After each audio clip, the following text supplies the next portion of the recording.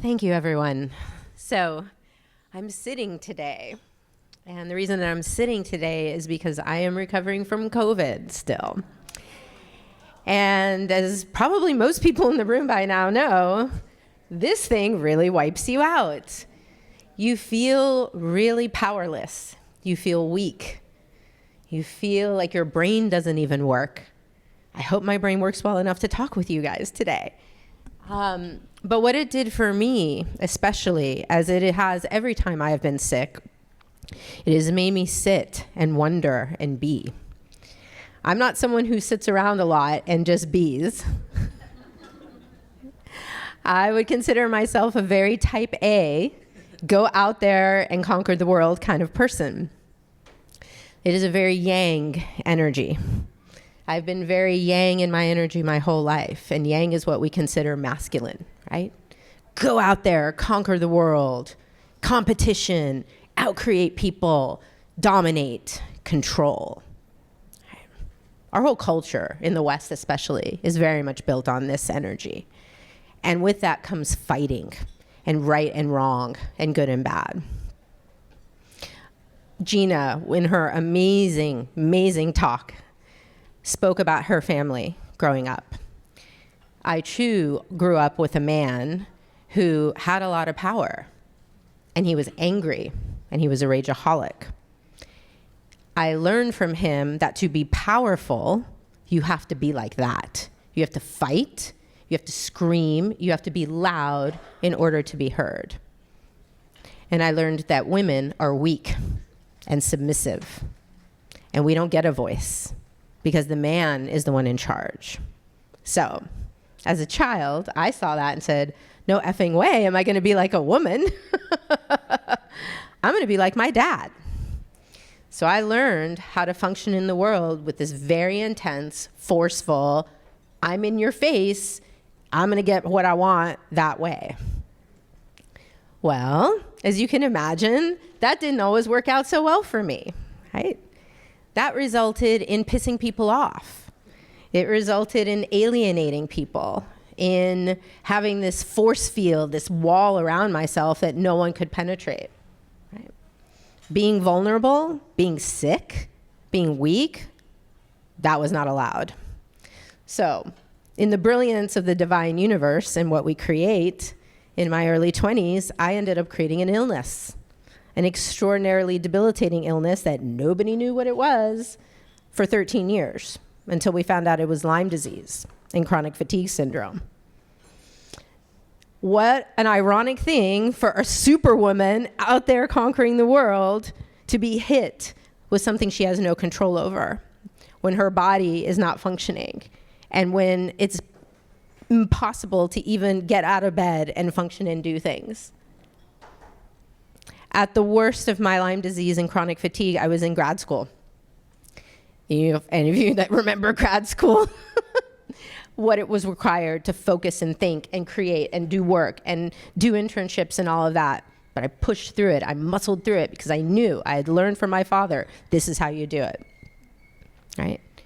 So I want to challenge this paradigm that we've been functioning with for so long, this patriarchal, forceful yang energy that is very much in the spirit of the kingdom of me. Me, me, me. This is what I want, and this is, I don't care who I have to bulldoze over to get it, right?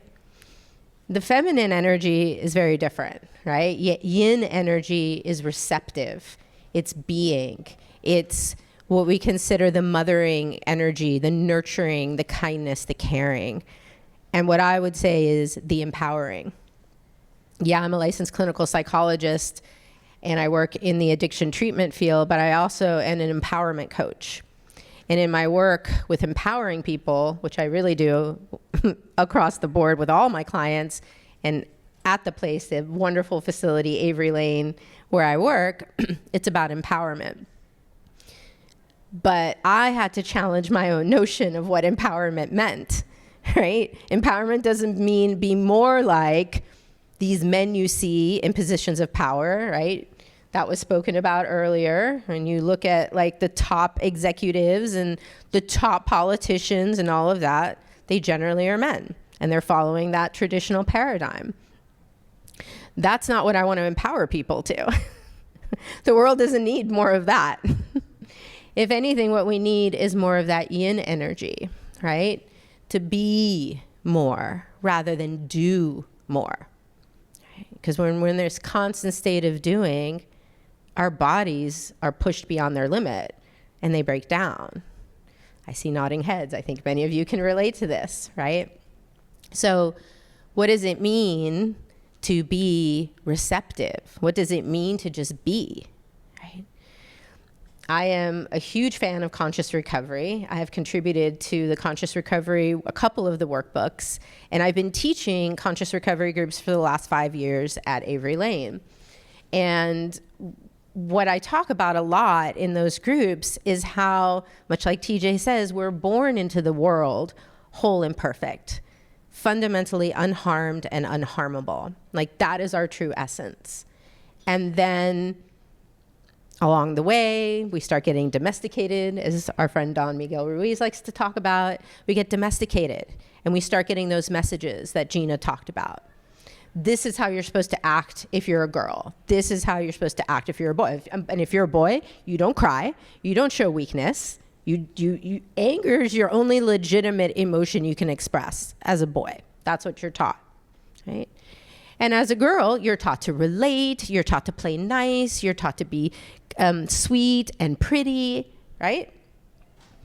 And these beliefs, what TJ so wonderfully refers to as core false beliefs, because they're not true, they start to dictate how you function in the world.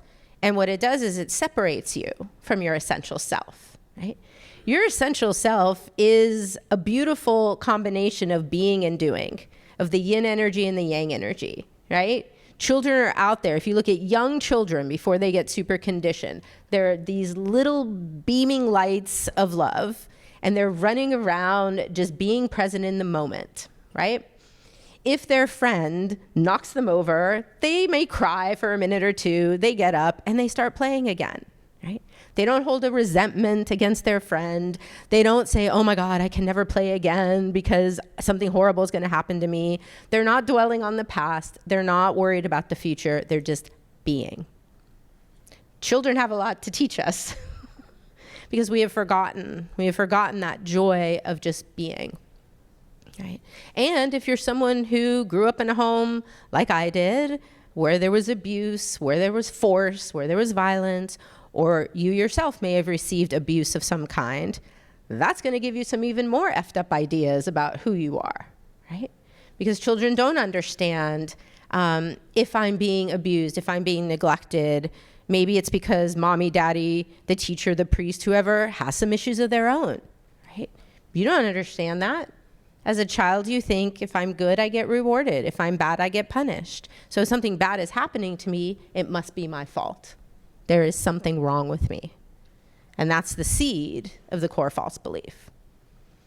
And then as TJ so wonderfully talks about in his book, once we come to believe something is true, and what psychology tells us is confirmation bias, we're going to look for all the evidence to prove that that belief is true. So who are we going to attract? We're going to attract people, places, and things that are going to mirror back to us that we are, in fact, not enough, not worthy of love. Everyone will leave us. Basically, we're a piece of shit, and we're not very going to amount to anything. And what does that create? How does that plant the seeds for addiction? How does that plant the seeds for toxic shame? And so we move through life. We acquire more and more of these experiences. It solidifies our belief or concretizes our belief that we are, in fact, broken and defective. And what if, in fact, we are not? Right? So how do we start to change that? How do we start to dig ourselves out from this horrific paradigm that we've all been brainwashed with? Right? It starts with a question. Right? Living in the question. If you would embrace living in the question as your way of being in the world, a universe of possibilities would open up to you. Right? We want to start asking questions about, is this true? Byron Katie has such beautiful work, right? 4 simple questions. Is it true? How do I know it's true? How do I feel? How do I react when I look at this thing as true? When I see myself, for example, as being not enough? What does that create? And what would be another way to look at it? These questions empower. Right? Answers disempower. Answers are in the vein of that yang energy. I'm going to find the answer, I'm going to come to that conclusion, and that's going to be what it is. Energetically, I'm an energy psychologist. Energetically, I will tell you, that stops the flow of the energy. You can't go anywhere. It's like one-track mind with blinders on. That's all you can see. That's all you will experience. It is extremely limiting. Right? But when you ask a question like, what other way is there to see this? What else is possible here? What's right about this? I had to ask this a lot when I had COVID. What's right about this that I'm not getting? How could this turn out greater than I could ever imagine? And I will tell you, when you ask those kinds of questions, you're putting a message out to the universe. Like, universe, I'm asking for something different to show up. And even in the depths of my COVID misery, or when I was sicker, but prior to that, with the Lyme disease and chronic fatigue syndrome, which I can tell you I have fully recovered from, and that's not supposed to be possible, according to the paradigm, the medical paradigm, which I would also argue is a more patriarchal, dominant, the doctor is the god, and you better listen to what he has to say because he knows what he's talking about. That's not true. And I learned that that's not true. So asking these questions tells the universe, invokes the ask and receive. Universe, show me something different. And even recently, being sick for a long time, I had to look at, okay, where am I still not honoring me? In what ways am I not living, honoring the essence of who my authentic self is, right? It's hard for me to be vulnerable. It's hard for me to even talk about this right now, because I wasn't taught that that was a strength. Vulnerability is not a strength. It's a weakness, right? It's the realm of women, and women are weak. Those were the direct messages I got from my family. So asking a question expands the energy and invites in a different possibility, invites in a different perspective. What else could be possible here?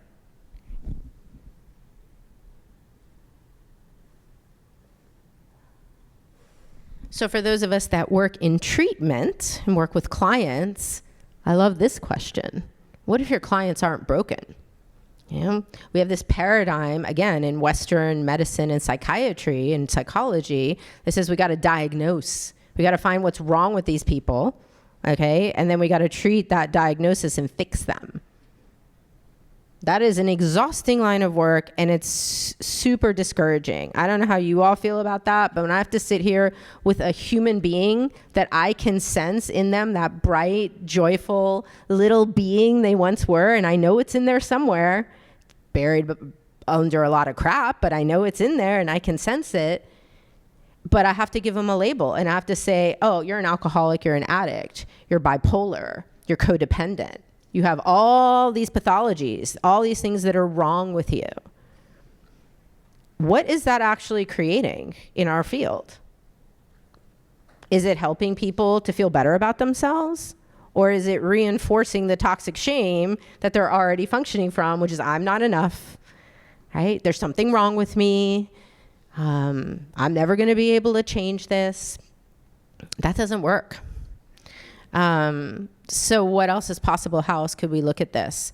So the question I like to pose to clients is, what if you're not as fucked up as you think you are?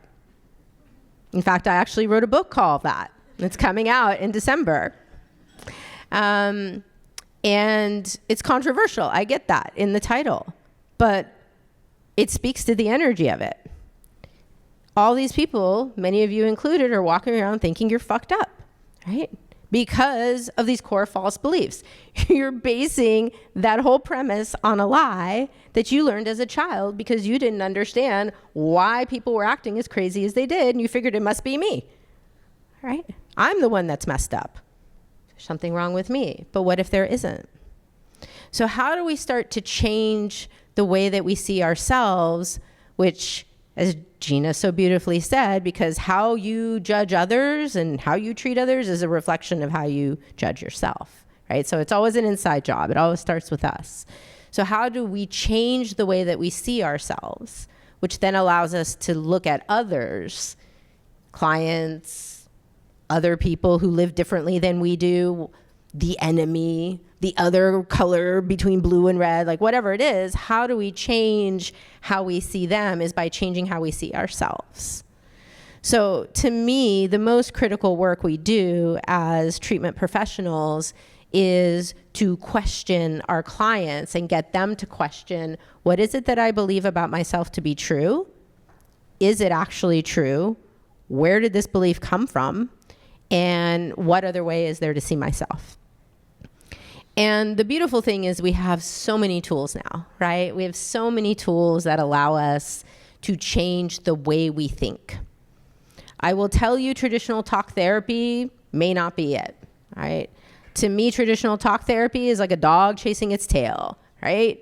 Because we're only working with one part of your brain, right? And we're only working with your mind, right? We forget about your body, your spirit, and all that. We're just working with your mind when we're doing traditional talk therapy. And we're working with your prefrontal cortex, which, you know, if you know about how brains work, is only the part of your brain only is functioning about 5 to 20% of the time is it in charge. What's mostly in charge is your more primitive part of your brain, your reptilian brain, your mammalian brain, your lizard brain, right? So much has come out in the science lately, now that we can scan people's brains and we can see that addiction, the symptoms of various mental health conditions all starts with the amygdala, right? The amygdala is the emotional center of your brain. It's considered a more primitive part of your brain. And when a client has cravings, when a client is having a panic attack, their brain's been hijacked by that part, by that more primitive part. It's suddenly become about, my body is responding as if I'm being chased by a tiger. Okay, it's a life or death situation. Your hormones are pumping, your heart rate is speeding up, your blood flow, 70% of the blood flow goes out of the prefrontal cortex in that moment and goes to your extremities so that you can fight that tiger, run from the tiger, or in worst case scenario, everything shuts down and you play dead and the hope the tiger will leave you alone. Right? This is our survival mechanism. We're all wired with this, and yet our conventional Western medicine, psychiatry does not address that, right? It doesn't. Cognitive behavioral therapy. All right, in the middle of a panic attack, let me see, okay, is it really happening? What evidence do I have that supports that this panic attack is not a heart attack? No, none of that shit works when you're in the middle of a panic attack, right? That's not the right tool for the job. I love cognitive behavioral therapy. I devoted a chapter to it in the book. But it is only useful when the client is calm, not when their brain has been hijacked by the fight, flight, freeze response, okay? And our clients, you know, at Avery Lane, we work with these women who've been highly traumatized. They're in such a state of fight, flight, freeze all the time. They can't even sit still in group. They can't even hear what's being taught. You know, I asked our therapist, what percentage of what we're teaching in group do you think these clients are actually taking in and registering? And it was like 40% or less. Because they can't, because their body thinks, because of the trauma they've experienced, their body thinks they're constantly in danger. They don't feel safe, right?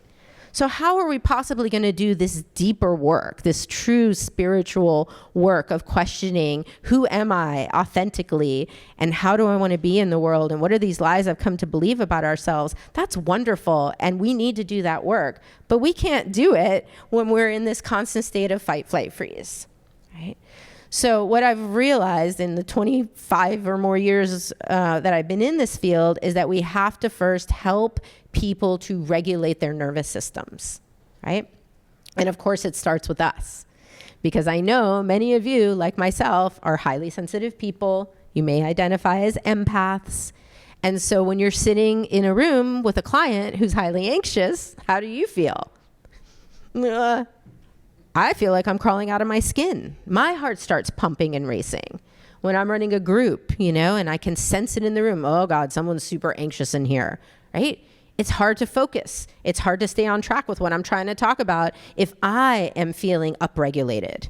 because my nervous system is saying there's danger because someone else thinks they're in danger, right? So we have to learn tools that allow us to calm our own nervous systems and then invite our clients to do the same. And we have a ton of things. I mean, what I love is finally science is like catching up to what we clinicians have known for a long time. Breathing techniques are wonderful. Meditation is wonderful. Again, I don't know how much meditation is going to help in the middle of a panic attack, but when someone is calmer and able to practice that sort of mindfulness, here's what's happening with my body, here's what's happening with my mind, my emotions, wonderful stuff. I'm a huge fan of it. But you need a lot of tools in the toolbox. You can't just have meditation and breathing as your only strategies, okay? Or CBT or whatever. So one of the tools that I've discovered that I find super helpful is the tools of energy psychology. So many people in our field don't even know what that is. Energy psychology is a set of mind-body, somatic-based techniques that work with our nervous systems, that work with the mind, the emotions, the spirit. You know, the part that TJ talks about when he says 4 rooms, physical, mental, emotional, and spiritual. Spiritual is the one that usually tends to get most overlooked in the standard paradigm. So when we apply these tools, and it's things like EFT tapping, Be Set Free Fast, neuro-emotional technique, and there's a million and one acronyms for different techniques that are basically looking at how is the energy flowing in the body, where is it stuck, how does it get blocked, and how do we release those blockages so that the body, the being can heal. Because if you talk to a traditional Chinese medicine doctor, you know, traditional Chinese medicine's been around for 5,000 or more years. And if you say, I'm depressed, I have anxiety, they're not going to sit there and talk to you about your problems. They're going to say, let's look at your tongue. Let's see how the qi is flowing through your body, right? And then they might do something like put needles in certain places on your body because those needles are stimulating the flow of energy in your body along these pathways, these meridians, and allowing balance to be restored, which restores that sense of safety and that sense of peace and calm, right? But who wants to go around with needles sticking out of them, right? That's not going to fly. So a man named Roger Callahan back in the 80s and 90s developed this beautiful technique called thought field therapy, where he applied those principles of acupuncture to psychology. He was working with people with phobias, right? He had a woman who had this like lifetime phobia of water, which imagine could be pretty difficult to function in life if you have a phobia of water. But lifelong phobia of water, had been working with her for a year or more using exposure therapy and, you know, cognitive approaches, not really getting anywhere. He starts studying acupuncture because he's looking for something else. He had asked that question, what else can I do? How else could I help my patients get better? And he had learned the acupuncture points. Lady comes in one day with a stomach ache. And he's like, hey, you know, I know some acupuncture points we could stimulate for your stomach ache. And he didn't use needles. I don't think he had his needles. He's like, but we could tap on those points. We could still stimulate the acupuncture point by tapping on it. So he has her tap on the points. Not only does her stomach ache go away, but so does her lifetime phobia of water. Right? In fact, one of the ways I heard the story one time was that she was so excited about it that there was a pool there. I think he was doing therapy at his house or somewhere. She like literally ran in, jumped into the pool with all her clothes on. Like something she had never, ever would have done in her entire life. So what a miraculous thing. So Callahan starts looking at it, studying, develops this whole method called thought field therapy. People start taking classes from him. Of course, then they vary it, and that's how you end up with EFT, emotional freedom techniques, right?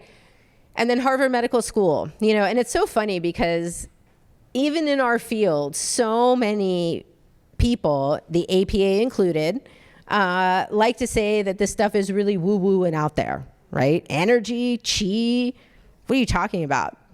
Except, you know, Harvard Medical School did a 10-year study on acupuncture back in the 90s. And guess what? They validated it. They were able, with their technology, to see that, in fact, there are these meridians along which energy travels. And now what they know and what they suspect, Anyways, I don't know if they're still confirmed this yet, but it's traveling through the fascia. Okay, the fascia is that connective tissue that surrounds all your muscles, your bones, and all your tissues. And so what they now know is when you're stimulating an acupuncture point somewhere on the body, it's sending an electrical signal through the fascia up to the brain. To guess what part? Your amygdala. And it's telling your amygdala, hey, we're not being chased by lions, tigers, or bears. We're safe. It's okay to calm down. The applications of this are incredible. What we now know, and what at this point, I think over 250 published research studies have shown in peer-reviewed journals, gold standard, random controlled studies, the whole 9 yards, is that this stuff works.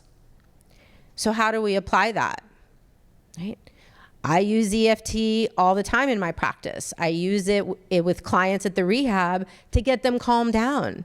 We do a meditation in the beginning of group. I have them tap. I have them tap on what comes up in those 4 rooms. What do you notice in your body? What's your mind doing right now? What are you feeling? How connected are you with your essential, authentic self? And if anything feels wonky, disconnected, let's tap on it. You know what that does? That lets me have, instead of herding cats with the group, I get a group of people that are calm and present and ready to receive, right? They're not on the run. They're not trying to escape. They're not trying to fight. They're just here being receptive, that yin energy. That's the space now that they can start to question things. Now I can start talking to them about core false beliefs and toxic shame and where did all this come from and what if it's not true? I can't do that when they're in that activated state, right? They can't hear what I'm saying. In fact, they may even perceive me as, because I'm an authority figure, they might project onto me that I'm like their father, their mother, their whoever abused them, right? We get that a lot. But when we're able to calm their nervous system down and help them feel safe, that's when the work can happen. So part of what I do when I'm speaking, and I do a lot of education, and I'm all over social media putting out videos and things. I'm trying to educate not just the general public, but my fellow professionals around this, that if you don't have tools that help your clients to calm their nervous systems down and be in a state when they can actually receive what you're saying, all this, you're working harder than they are, and they're not going to get it. And then we wonder why there's this revolving door of relapse and, here you are again. What's going to be different this time? Right? And so we want to use these tools on ourselves because it's hard work. I'm a trauma specialist all day long. I listen to horror stories, horrific things that humans do to each other. And it's very difficult to not be, as a highly sensitive person, it's very difficult to not be affected by that. I have to walk the walk. I have to use the same tools that I have my clients use. So I tap along with them. And then when they leave and I'm like, oh my God, then I use a tool, right? And then I do things like at the end of the day, I may need to use more tools because I've picked up stuff I'm not even aware of that I've picked up. And I have to send that energy back. I have to send it back to the people it came from. I have to send it to the earth, send it to wherever you send it, just don't hold on to it. Because part of the reason I got sick 20 years ago was because I was empathically, perhaps we could say codependently, taking on the pain and suffering of others, to the point that it harmed my body, and my body broke down and couldn't fight these little critters that had bitten me and bacteria and whatever. I couldn't fight it off because my system was so overwhelmed from taking on other people's pain and suffering. And we all know it doesn't do anybody any good. It's not like you're actually healing them. They're still creating whatever's making them miserable in the first place. So taking care of ourselves and using these tools to first get ourselves to a state in which we can question, and then we use the tools to actually question, what is it that I'm seeing here? How is it that I'm talking to myself? Is it true? And it's so funny because I'll say to the clients, it's like, you guys are operating your belief systems, your programs, it's all, the subconscious stuff. It's like an outdated computer program. You guys are back on a Commodore 64, which unfortunately, as many of you are like, Commodore 64, what's that? Some of you are old enough to remember what that is. But that's what it is. It's like a super old, outdated system of beliefs that you came to believe as a child when you had no idea that a different possibility was available. And here you are, still functioning from that same software, right? Well, guess what? We have the technology now to change your software. So to me, I feel that it is incumbent upon us as treatment professionals to do our work than to challenge our own programming, because it will color how you see your clients. You know how you get triggered by that one client who's going through something just like what you're going through or went through. It shows you where there's still a wound inside, right? Where there's still some work for you to do. And my invitation is do the work, but also learn the tools that are going to help you to do the work. Just because you believe you're broken and fucked up doesn't mean you can't change that point of view, right? We have 1,000,001 ways to do that. So what else is possible? So I kind of want to pause here for a moment and just have you all check in. You can close your eyes if you want. And as I'm talking, how are these words landing for you? What are you noticing in your body? What's your mind doing? Is it questioning? Is it saying this lady doesn't know what she's talking about? Is there doubt? Is there skepticism? Or is there a resonance? Maybe some of this resonates for you. And then check in with your emotions. What's coming up? And how's that connection with your essential, authentic self, that little bundle of love and light you were when you were a child? How connected are you feeling to that?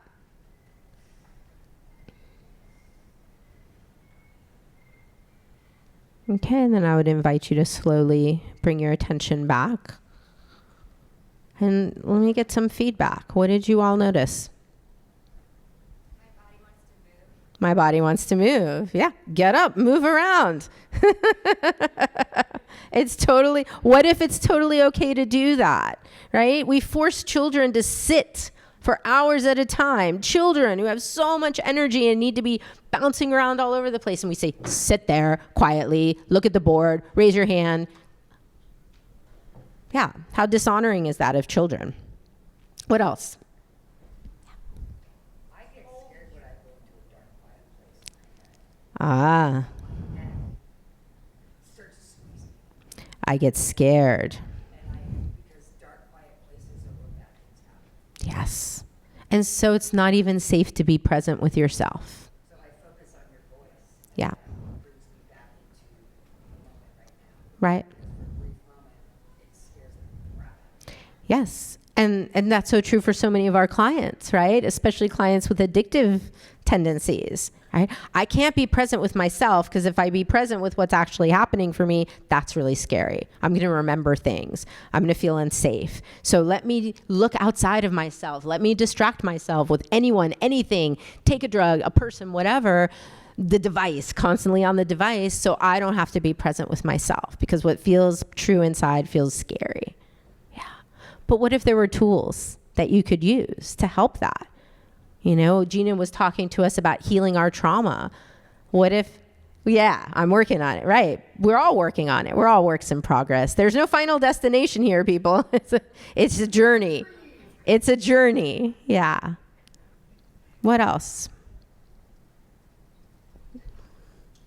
I was just going to say, I have this, this is so great to hear this information. Yeah. And I'm just so glad that you're talking about energy psychology. Yeah. Yeah. So how about a little demo? How'd that be? How would that be? It's going to be a little hard to do it with a mic, but I'm going to do my best.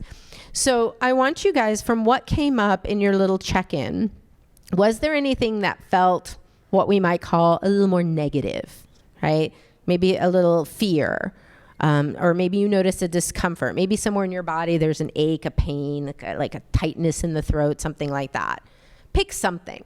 Okay? Pick a physical symptom that feels uncomfortable.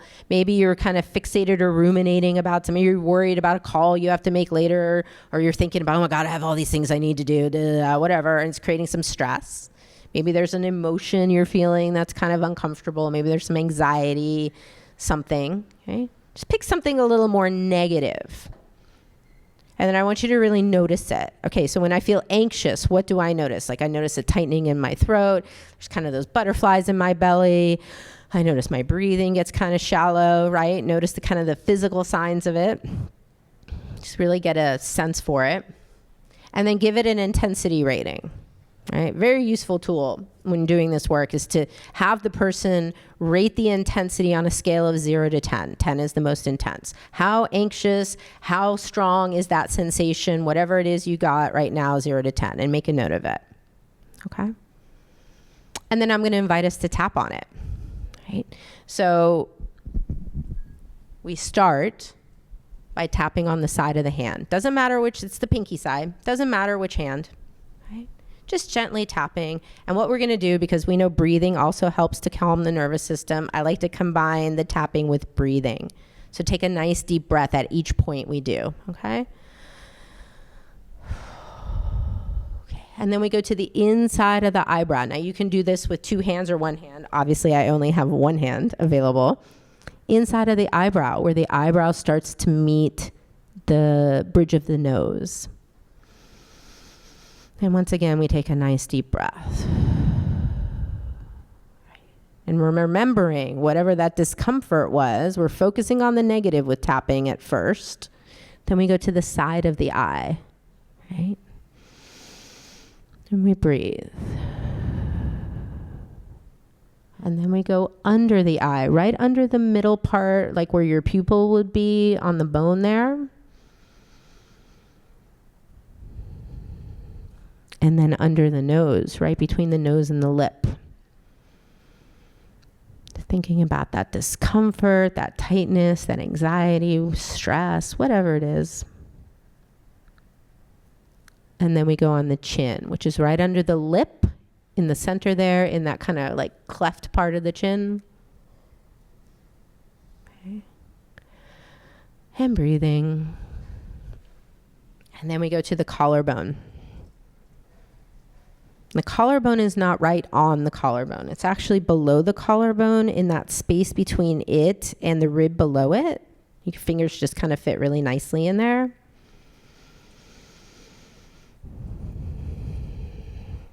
And then under the arm, so from your armpit, a few inches down, really at the height of the nipple, you can feel it's usually a sore spot on most people.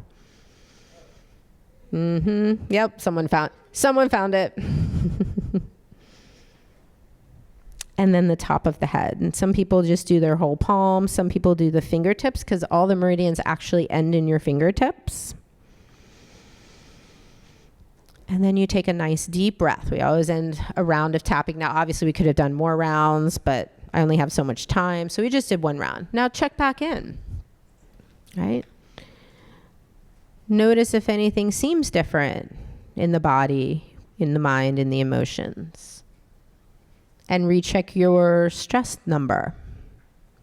Is it still the same? Anyone notice a difference? Yeah. Did the number go down? Do you feel more relaxed? Now you're in a state more of being. If you're in a fight flight response, you're doing. You're trying to get out of there or you're going to try to fight. And most of us in life are functioning as in a constant state of fight or flight until we hit freeze, until we hit that wall, that COVID, that whatever, and we no longer can function and we're flat and we're now in freeze. Right? And everything shuts down, right? But what if we had tools to move ourselves, like tapping, tools like that to move ourselves out of that constant state of yang energy, of doing, of fighting, of fleeing, of whatever it is, on the go all the time, caffeinated, and we could just be. For like the space you're in now, how much more productive could you be if you were actually to try to do something? Or what if you could just be and receive and know, oh, actually right now I don't really need to do anything. I can just be.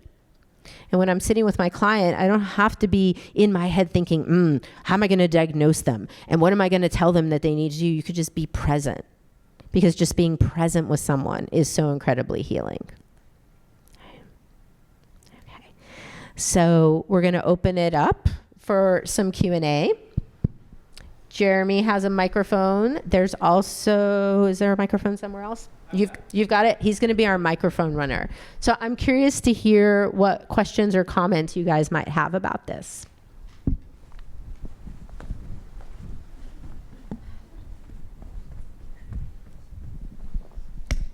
Hi, I'm Rachel.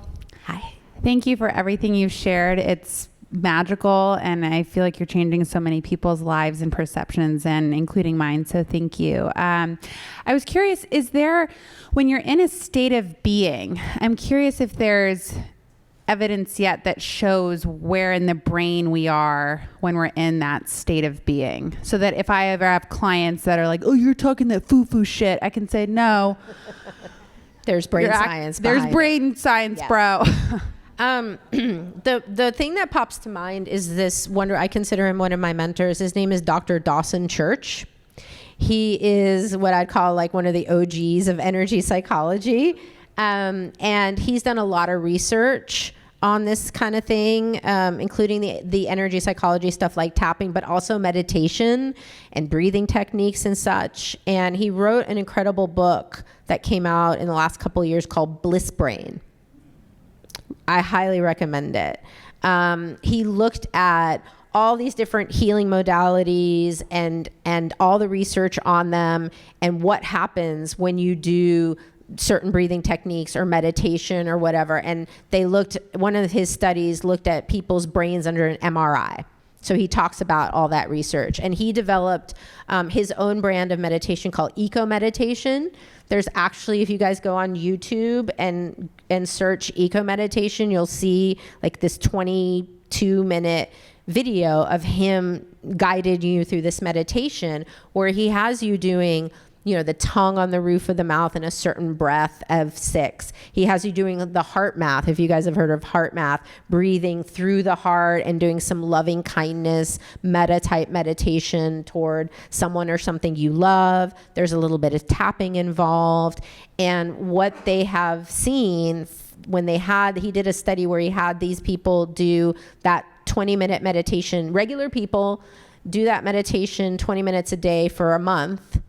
And when they looked at their brains in the MRI before and after, their brains were quieter and they looked more like the brains of lifelong monks or people who have done 10,000 hours or more of meditation from 20 minutes a day, and saw lasting changes when they did the follow-up sometime later.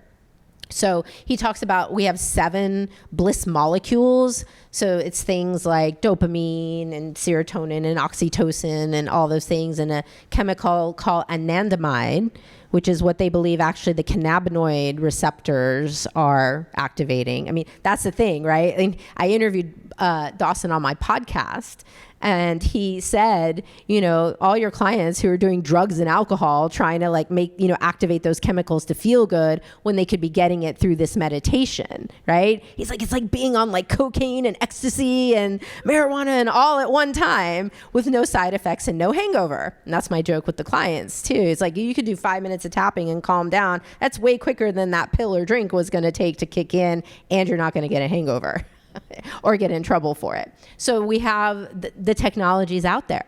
People just don't know. So yeah, that's one of the resources I would highly recommend. And also Dawson has a website called EFT Universe where you can get a manual on how to do tapping and a whole bunch of other resources. So yeah, thank you. That's amazing. Can I ask one more question? Sure. I'm going to be selfish here because I really want to know this. Recently, I had a client come into my group and she started rocking. And so I immediately knew that she was feeling unsafe and something was going on. So she needed to soothe herself by rocking. And I definitely classify myself as an empath and go out of my way to attune, probably way too codependently.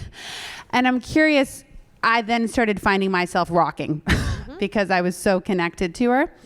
So I'm curious, what is your advice or experience with, like, in a sense, kind of cutting the cord in when you're in that session, so you're not super attuned to the point where it's affecting you negatively, so you don't, do you understand? Right. You turn it around. Yeah. You turn it into co-regulation. Right? That's the new buzzword, co-regulation. So oh, I'm aware of their anxiety, their fear, the whatever's causing this. I can feel it. It feels in my body like I'm high. So what tool do I have that's going to help me calm down? And if it's rocking, great. But maybe it's going to be breathing. Like, you're either going to do it on yourself and watch your energy start to calm, which will affect them, or maybe you can have them engage with you. Like, hey, would you be open to doing some 4 square breathing, which I love. Box breathing, breathe in for 4, hold for 4, exhale for 4, hold for 4. So simple, right? Gets their mind off of whatever the stressor is, but then also does that same kind of calming effect we got from the tapping, activates the vagus nerve, all the science stuff. Right? Let's breathe together, right? Let's do some tapping together. But I would be focusing on first down regulating myself and knowing that that's going to have an impact on them. And then maybe after the session, I'm going to need to do some tapping. I'm going to need to return their energy. I'm going to need to do some grounding for myself. But at this point, I don't shy away from it like I used to. I used to be more like, I'm going to put a bubble around myself and I'm not going to let anybody else's stuff permeate. Now I just use it as part of the healing process. I co-regulate with them and I focus on myself first and foremost, getting myself to the calmer state. And usually they're going to respond in kind. You're not doing your clients any good if you're going to get activated just like them, right? Now it's the blind leading the blind, and they're not actually going to feel less safe with that. Does that help? So helpful. Thank you. You're Appreciate welcome. it. Yeah. Other comments or questions?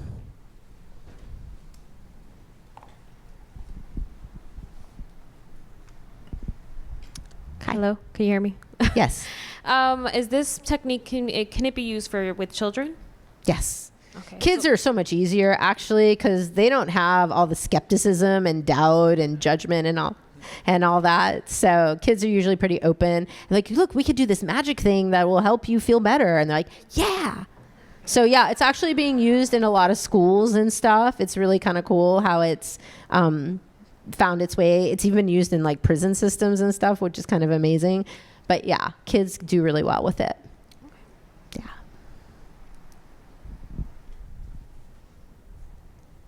Yeah.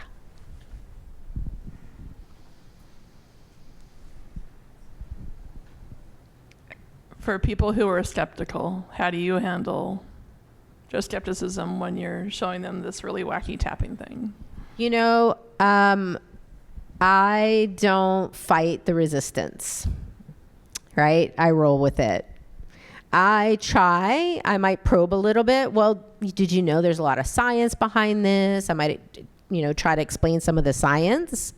I might say, are you willing to try it with me and just see how it feels? When you can get like kind of what I did with you guys, although I probably would do several rounds of tapping. And when someone can say, I markedly feel different, like I was like at a 7 before and now I'm at a 5 or 4, and they can see the shift in the moment, that's usually proof enough.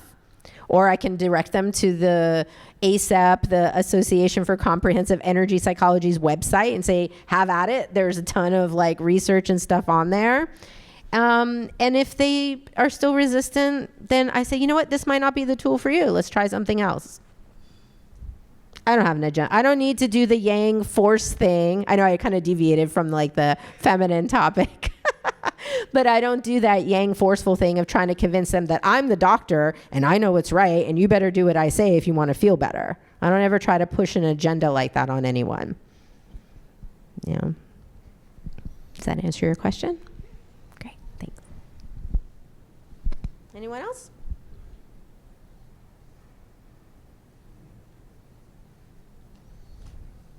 So I'm going to invite you to do one last exercise. This is one of my favorites, okay? I find that this one is really helpful for connecting to our essential selves, which the language I like to use is the language of your infinite being, your spirit, your soul, whatever you want to call it. So this one, I'm going to invite you to get really relaxed in your chair. And I'm going to have you close your eyes. And just take a couple of nice deep breaths just to get yourself kind of centered and present. And once again, let's check back in with those 4 rooms. Just notice what's happening in your body. Notice any places that might be tense or tight, maybe uncomfortable in any way.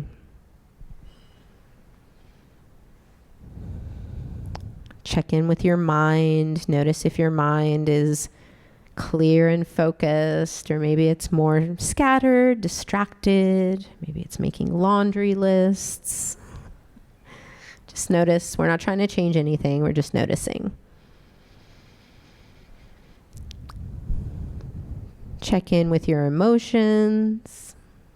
Notice if there are any particular emotions that are present. Notice their intensity.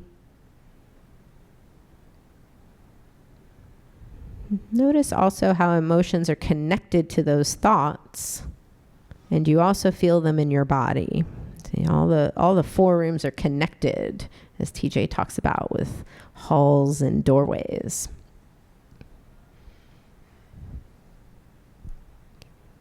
And then check in with your spiritual self. How connected or disconnected are you feeling to that part of yourself? And how connected are you feeling to the world around you, the earth and nature?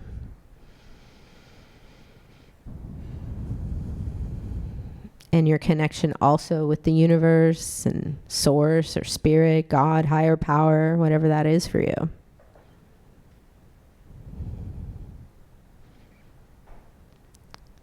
And then I'm going to invite you to expand your energy field out. This is not an effortful thing. It's not a thinking thing. Just ask your energy to expand out beyond your body and fill this room.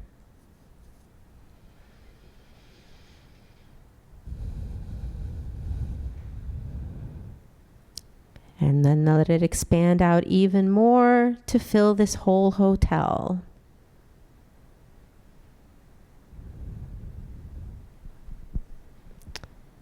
And then from there, you're going to keep expanding out in all directions, now also going down into the earth and up into the sky, until you're as big as this entire block.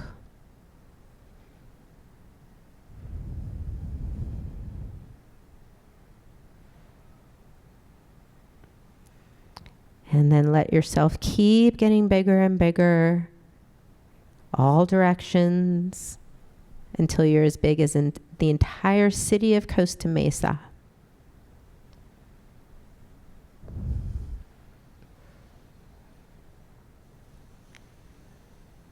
And then let yourself expand out even more to encompass the entire state of California, and reaching that far down into the earth and up into the sky.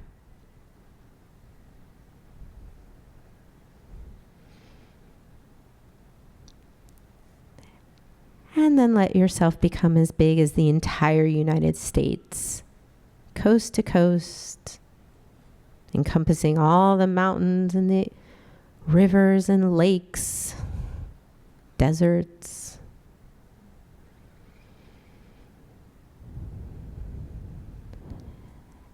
And then let yourself become as big as the entire planet, going all the way down to the molten core. All the continents, all the oceans. You're as big as the whole earth.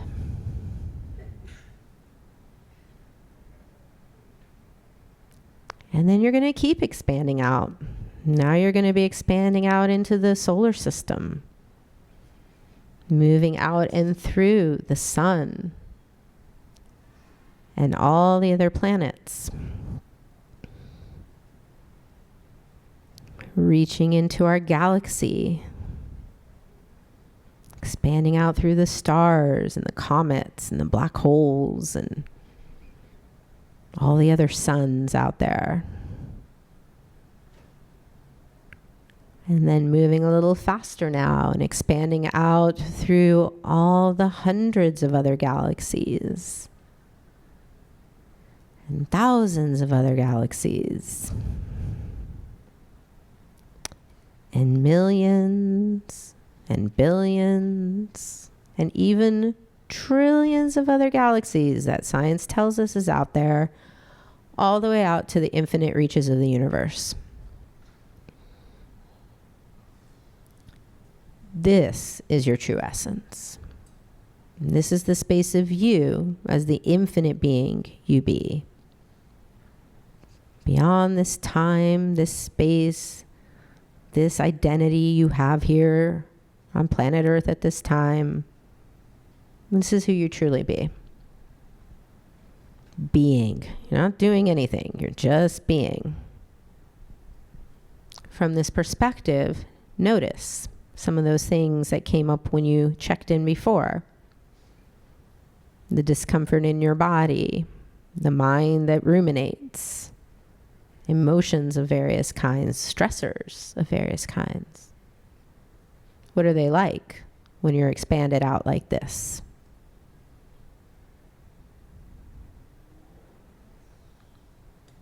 All those little mundane to-dos and things you stress about and worry about, how do they seem when you're out here in this space? And what would it be like if you could function from this energy more of the time?